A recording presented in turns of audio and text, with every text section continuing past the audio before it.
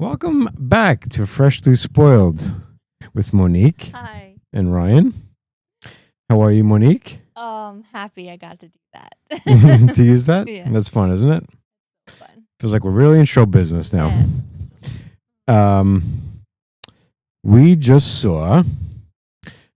Should I reveal what we just saw? yeah. We just saw on the big screen one battle after another. We saw it. Let people see the whole thing. In laser, Lasers. AMC laser, I couldn't tell the difference.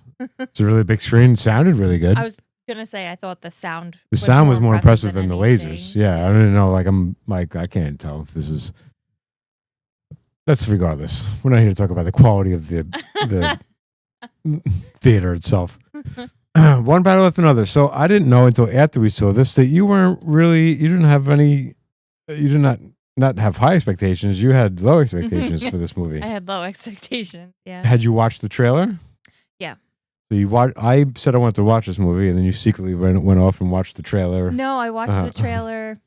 I don't know. A few weeks ago, I was at my parents' house, and they were watching like football, and the trailer came on. Oh, the trailer came on. The Okay. trailer just came on. So you just saw that, and you were like, I got no interest in that.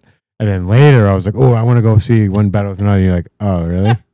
But you was so nice that you didn't say that. You just went like, oh, and then you actually the one that booked the tickets because Yep. I was having problems with my AMC app. And thank you for putting up with going to see it. That's very nice. You're welcome. But I also did go see Weapons. Weapons and And you will be Sinners seeing and Black Phone 2. Black Phone 2, apparently. Do I need to see Black Phone 1? Yeah, we should. Yes. Oh, good. Rewatch that. Yeah. But I was thinking of another one, the clown one that you dragged me to. Or with Art the Clown. Oh, Terrifier. Terrifier. Yeah, you mean I saw Terrifier, so you see movies that you're not thrilled about, but I was entertained. I was entertained by all those movies. I didn't necessarily love them, but I enjoyed my time at the theater for those movies. I actually ended up really liking it. And you really liked it. Yeah. I I was watching. I was like, wow, this is a good movie. See, now I was holding back by at the end of the movie being like, now that's a picture. Now that's how you make a movie. I loved it, and I am. Are you a Paul Thomas Anderson fan? Do you like a lot of his work? I mean, I wouldn't say I'm a fan, I guess. I wouldn't say I'm a fan, but maybe like, that I Ted feel Alexander like a bit. You're like, I want to see this movie because. Yeah, I want to see all his movies in the theater. He is my favorite filmmaker working today. Although I still have never seen Inherent Vice, I think it's called, which is just a movie that came and I wanted to see in the theater and never got to it. And it was like just never got around to seeing it. Oh. And then I heard that it was like very confusing. I heard that it's good, but it's like you almost don't even pay attention to the story. You kind of just enjoy the ride. And I don't really like movies like that. So I'm like, I'm like, I think I haven't watched it because I think I might not like it. And I'm not anxious to go see it. I want to like not like tarnish his reputation. So, but one of these days I'm going to go see it. But yeah, I didn't know how I felt about this movie from the trailer either. I didn't necessarily watch the trailer and go like, oh, I can't wait to see that movie. But I'm like, I just trust this director so much. And I'm like, and I love Leonardo DiCaprio. Like I'll see anything he's in and I'll see anything P.T. Anderson makes. So between the two, I was like, I got it. Like I'm stoked on seeing, a movie that they've worked on together. Yeah. And yeah, I wasn't disappointed. No. Yeah. Not at all. The music, just to touch base on this. I would like to say, first of all, because this is like, we're just starting back up, and this will be like the whole. This is called. What happened? Why did it go away? Let's move that. The reason why this show is called Freshly Spoiled. Why does it keep going away? Stop. The reason why the show is called Freshly Spoiled is because we will be talking about this movie. If you haven't seen this movie, don't watch this. Essentially, right? Yeah. Because we're going to be talking about the actual movie, not just a review of it. We're going to be talking about the plots and the things that happen in it. And so the ending. if you just saw this movie and are interested in content about it, welcome in. So, that being said, You were saying something? The music. The music. I thought it was very loud and abrasive Yeah. and sharp, like the piano. But I thought it was really. So It the worked score, so well. the score more than the music and the score of the Yeah. of it. Yeah. Yeah. Right. Yeah, I feel like it. It Well, just. he does that so well. Like, There Will Be Blood. That's like Oh, I that love that. that yeah, that movie. Like the sound of that movie is like he works with building tension. Like that. I think my favorite, what I remember most, is when he tuck and rolled out of the car, Yeah. and then made his way up to the little sanctuary, Yeah. and had the gun facing the convent or whatever that was. That music at that point, I was Yeah. yeah. I thought Great. the car chase music was great for building tension. It was just like piano, like Yeah. but that I don't typically like car chases like in movies, and Did but you feel motion? yeah, and I felt like sick. I Okay. had to look away a couple I times. felt that way too. I was like, whoa, I feel like I'm on a ride or something. Yeah. Like you went down and you went up, and I was like, Yeah, oh, I mean, boy. that's what a lot of roller coasters are these days. Is like they're just they're just screens that you sit around. You sit on a thing and it kind of moves. This didn't move, but like you don't move in a No, but I car felt really. movement. I felt you felt like, and it was like way low. It was like way Yeah. lower than you ever are in a car. Like Mhm. some of the cameras were like almost just above the road. Yeah. But really so bizarre, and it's like I don't know where that road is, but I wonder if he's like he's ended up on that road, or maybe that's a famous road out west somewhere. But be like, we got to do a car chase scene on this road. Maybe it's been in other movies. I don't know, but it seems like prime for a car chase. The way it's like got those hills, Yeah. and then so smart, like the way that she's they're building this tension. How's she gonna go away? And it's like she stops, and it's like That's like there's all those blinds because that's right above the hill or under the hill. Right when he came up, he didn't have a chance yeah. to get out of there. And that's like that was kind of they work with the tension they built throughout that car chase. You can't see what's over the hill, and it's so scary. Like it's like you don't know it's around the other hill. Yeah. So like he like kind of built you up with that, not even realizing like that's gonna be what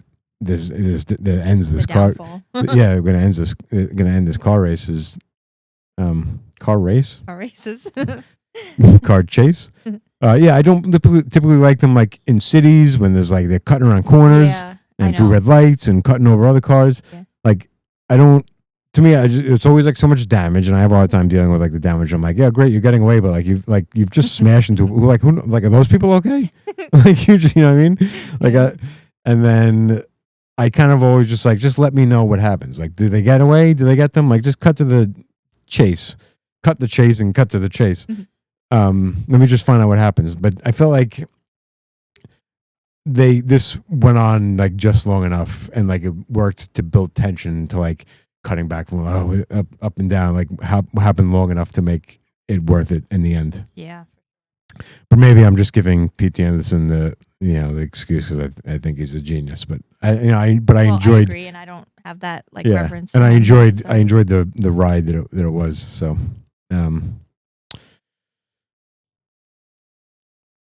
yeah, so like I said, I wasn't necessarily like the subject matter. I wasn't like, oh, this is the P.T. Anderson movie I want to see. It was like a militia and like, but I was pretty much on board right away. I was like, oh yeah, no, I'm into this. It's like, yeah, I don't think there was a moment of the movie. It was a long movie. It was like 2 hours almost. 2 hours and like 40 minutes or something like that. Yeah, like yeah. Going in, I was like, oh god, this is a long movie. Yeah, but there wasn't a second where I was like tired or like bored. I was like in it the whole time.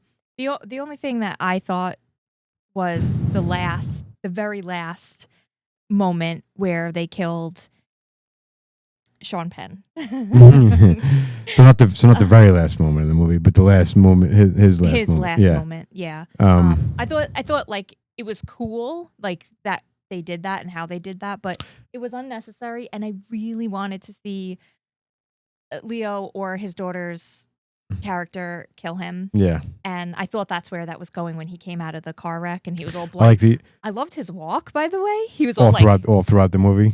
Yeah. Well, no, especially in that scene. He was like sassy with himself. It was exaggerated there. Yeah. I do like that you said Leo and his daughter's character, as if it is actually Leonardo DiCaprio in this movie, and then his daughter. I don't remember the name. Like, I'm so bad at remembering. Like, when I'm in it, like I'm following off. I can follow the names, but I'm like, was it Bob and Will and Bob Willa? And what? Willa? Yeah. And Sean Penn. We'll call him Sean Penn. I didn't like, that was my least favorite scene when he walked back up.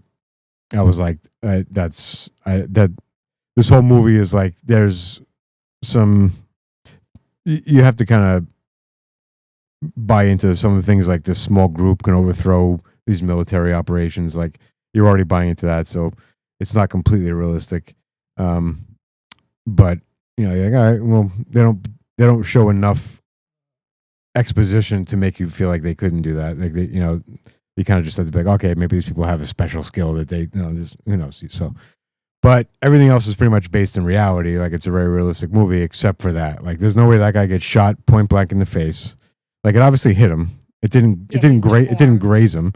So, like, that gun that he shot at him would have blown his head off. And then he careened off the road. He would have gotten thrown through the car. He would have died on impact alone. If the gunshot didn't kill him, the car accident would have absolutely killed him. Well, and like you said, you were like, you don't like being manipulated. And like Leo went down, Bob went down, and poked him. Nothing. And you made us think that he was dead. Yeah. So like, okay. And not only is he not dead, his body is fine. He's only shot in the face. He's not, like, his body is not harmed at all. Like, his body isn't deformed. He would have been completely messed up. Yeah. Like, so I'm like, okay, but I feel like the only reason they did that is because, obviously it's not accurate, but in my mind, he wanted both of his death scenes to exist. He wanted the Christmas group, whatever they call themselves. Like, he wanted them to kill him because he wasn't pure. And he wanted him to die on the road, he wanted both death scenes from that guy. And it's almost like he couldn't pick which one how he wanted him dead. So he brought him back to life. Not brought him back to life, but revealed that he wasn't dead, and then killed him the other way that he wanted to kill him. So it's like, like, he couldn't make a decision. Yeah, so he couldn't make a decision. So he just right. But it's like, it wasn't necessary. Yeah. I did like the visual of it, and then they. I did not like his face. His makeup. No, I don't know. Like, I feel like shitty saying it, but it scares me to look at, like, that deformed face. So you didn't think it was poorly done. You thought it was you thought it was well done and too well done. Affected me. Yeah. Like, what was that movie? Red Dragon, with the guy, the rich guy. And I don't know Red Dragon.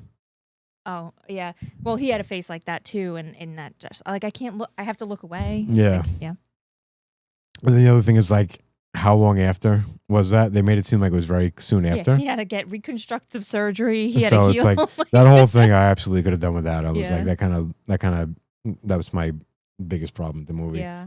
But I do feel like I'm, like, looking for excuses. Like, I feel like when I'm watching a movie from a director I like, or a movie I want to like, you search for excuses for why something's happening that you don't like, and to like it.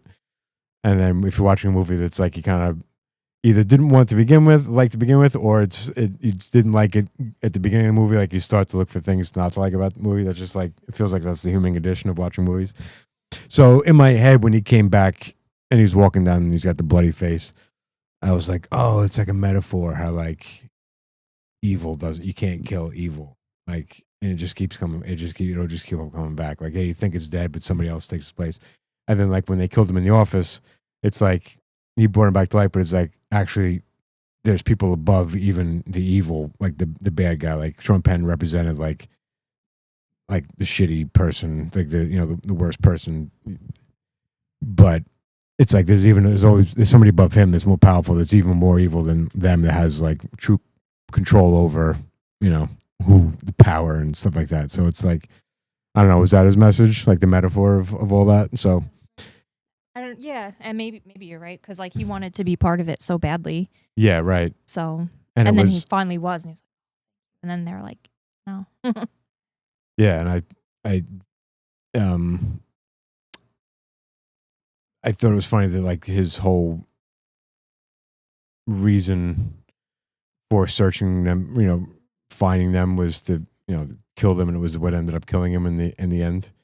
Although I thought that when he first died, I'm like, oh, it's ironic that his whole reason for finding them and fixing this problem was because he wanted to get in this group, and like in this group, like that guy was from that group, and that was the thing that ended up killing him anyway. Like, yeah. But that would have happened anyway because he was impure, and like he died by their hand again. So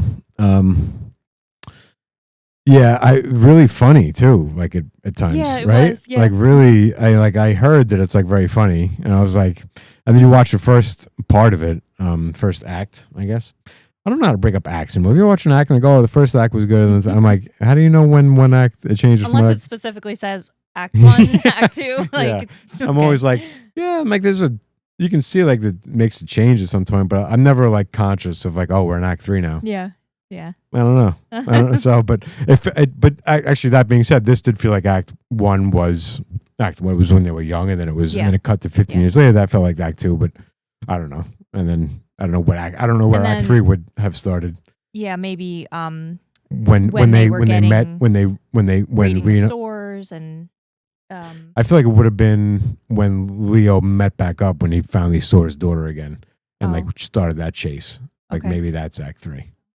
You look that up and see what they consider. Can't imagine anything mattering less than when the acts change in a movie. But the first act was not funny. There was nothing funny about that. That was like it was a little comical with her. Sean Penn and the that was a little mother. And that opening scene was like get it hard. Yeah.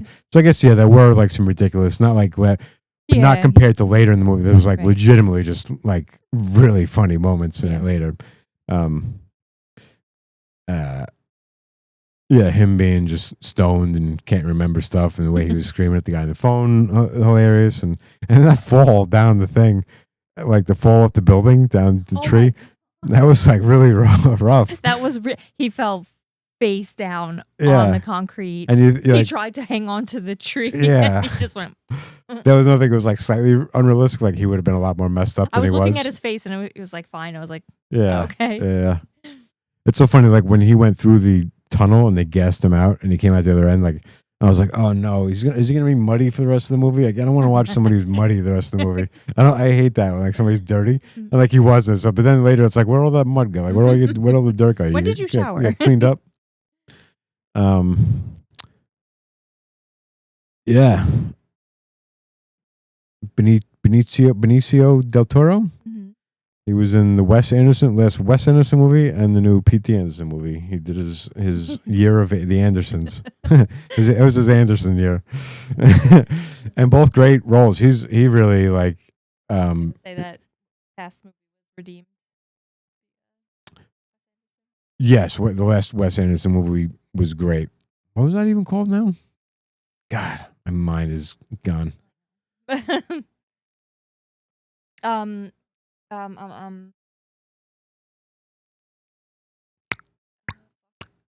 Okay. No, I don't. Yeah. Well, we can cut it out. I mean, that wasn't that long. No, I know.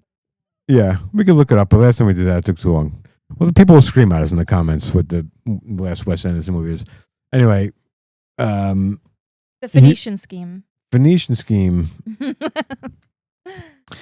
That was really good, and I was really thrilled to have that experience because I was starting to feel like Wes Anderson was done for me.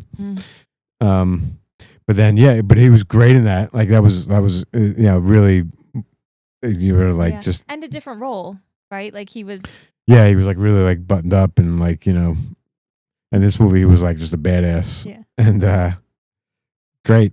There was actually some Wes Anderson-ness in this movie, I thought at times. Maybe with his character even, actually. Maybe he wasn't that different, because I think I saw a couple times, like like when he stopped to bow, and I was like, that Yeah. feels like something Wes Anderson would do, like Uh-huh.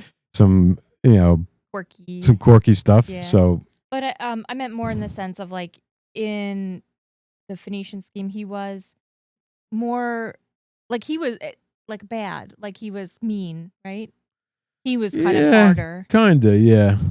and like he had. I mean, he turned out to be, he turned out. Well, yeah, they're different movies, so it's not. He's not the same character. But I'm just saying, it just like it's funny that like he got, because sometimes you like I see actors and they do a movie and they play a very similar kind of person, in like different. It would be funny though. It would be really funny if it comes to find out that it's actually, because remember at the end of that movie, The Phoenician Scheme, he ended up a good guy, like a really good guy, and he was like working in working in a kitchen and feeding homeless people. Right. If like later on he came to the point like he ended up and like it was the same, like they got together and like it is the same character, and like the Andersons decided it's like, what if we both use is it Benicio? What am I saying? Benicio. And like, what if we write a movie that's like, ends up being the same character? Like, yeah, he was a lot of fun to watch. And his daughter, I didn't. This seems like the daughter's first big thing, I would imagine. Willa. Mm-hmm. But she was great. Yeah, she was great. He's great at finding like new talent and using old talent. So yeah, I'm thrilled about it. Just very excited that we saw it opening weekend with lasers. I was looking above to see. I was hoping to see like lasers pointing like just like from the projection room onto the screen. That's not what it is. Apparently, it's something different. Anything else to say about this movie? I didn't take notes because you're in a theater and I'm not trying to take notes during a movie. But we're fresh out of the theater, so yeah, we are. And it's hot in here. It's so hot. So. Hence, no blanket. Oh yeah, that's right. Use a blanket. Yeah, I can't think of anything else to say. I'm sure I will tomorrow. We'll be hanging out and talking about it. And we should have said that on the podcast, or show. This is not a podcast. This is just a YouTube show. So if you saw it, let us know if you liked it, and thank you for watching us. Yeah, thank you. Okay, bye-bye. Bye.